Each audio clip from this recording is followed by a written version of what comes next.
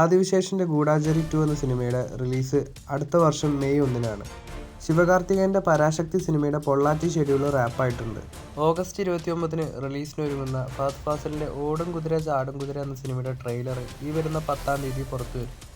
ഖലീഫ സിനിമയുടെ പുതിയ ഷെഡ്യൂൾ ലണ്ടനിൽ ആരംഭിക്കുകയാണ്. ഇനി 10 ദിവസത്തെ ഷൂട്ടിംഗ് ആയിരിക്കും ലണ്ടനിൽ സിനിമയ്ക്ക് ഉണ്ടാവുക. ലവകുശ എന്ന സിനിമയ്ക്ക് ശേഷം നീരജ് മാധവ് തിരക്കഥ എഴുതിയ അടുത്തൊരു സിനിമ കൂടി വരാൻ പോകുന്നു. ഈ ഒരു സിനിമയുടെ സ്ക്രിപ്റ്റൊക്കെ കംപ്ലീറ്റ് ആയിട്ടുണ്ട്. സിനിമയുടെ ഡയറക്ടറിനെയും നായകനെയൊന്നും ഇതുവരെയും തീരുമാനിച്ചിട്ടില്ല. ഡിസ്കഷൻ നടന്നുകൊണ്ടിരിക്കുകയാണ്.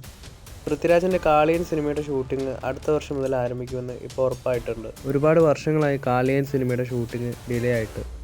ജിത്തു മാധവൻ സൂര്യ ചിത്രമായ സൂര്യ 47 എന്ന സിനിമയുടെ ചിത്രീകരണം അടുത്ത വർഷം ജനുവരി മിഡിൽ തുടങ്ങുമെന്നാണ് അറിയാൻ സാധിക്കുന്നത്. LCയുടെ 4ാമത്തെ സിനിമയായിരിക്കും ബെൻസ് എന്ന് ലോകേഷ് കനിരാജ് ഇപ്പോൾ കൺഫേം ചെയ്തിട്ടുണ്ട്. LC സിനിമകളിലെ മെയിൻ ക്യാരക്ടറായ നരയനും ബെൻസ് സിനിമയിൽ അഭിനയിക്കാൻ പോകുന്നുണ്ടെന്നുള്ള റിപ്പോർട്ടുകളും വരുന്നുണ്ട്. കൈദി 2, ബെൻസ് എന്നീ സിനിമകൾ മാത്രമല്ല, ഏജന്റ് ടിനിയുടെ ഒരു വെബ് സീരീസും ലോകേഷ് പ്ലാൻ ചെയ്യുന്നുണ്ട്. ലോകേഷിൻ്റെ സ്ക്രിപ്റ്റിൽ മറ്റൊരു ഡയറക്ടറായിരിക്കും ഈ ഒരു സീരീസ് ഡയറക്റ്റ് ചെയ്യുക.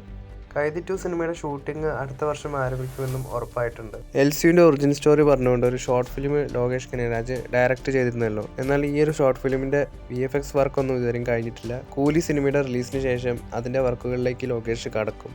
ഇത് ചെറിയൊരു ഷോർട്ട് ഫിലിമിന് വേണ്ടി ഫൈറ്റ് കൊറിയോഗ്രാഫി ചെയ്തിരിക്കുന്നത് അൻബറിവ് മാസ്റ്റേഴ്സും ഈ ഒരു ഷോർട്ട് ഫിലിമിൻ്റെ ബാക്ക്ഗ്രൗണ്ട് സ്കോർ ചെയ്തിരിക്കുന്നത് അനിരുദ്ധുമാണ്. ഹരീഷ് ഉത്തമൻ, നരയൻ, അർജുൻ ദാസ് എന്നിവരും ഈ ഒരു ഷോർട്ട് ഫിലിമിന് അഭിനയിച്ചിട്ടുണ്ട്.